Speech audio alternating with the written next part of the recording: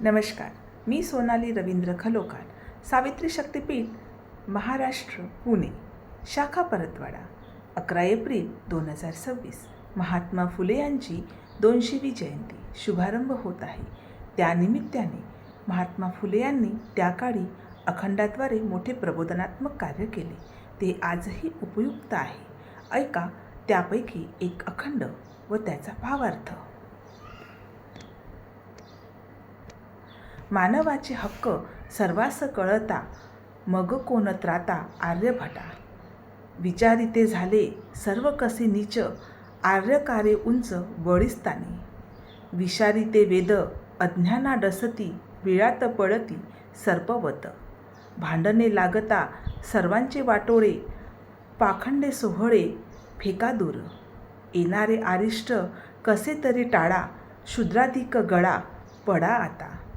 वेळ आली आत्मपरीक्षण करा, निर्विकास स्मरा ज्योती म्हणे. पाहूया या ओळींचा अर्थ.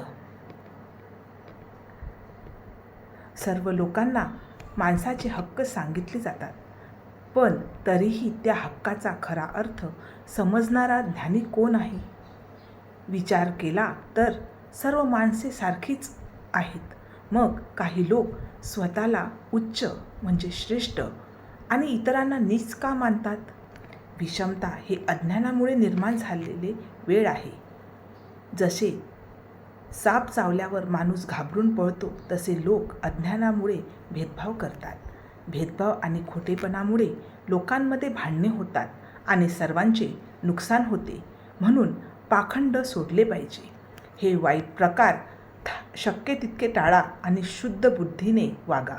ज्योतिबा म्हणतात, आता स्वतःचा विचार म्हणजेच आत्मपरीक्षण करण्याची वेळ आली आहे आणि सृष्टी निर्माण करणाऱ्या परमेश्वराला स्मरण करा.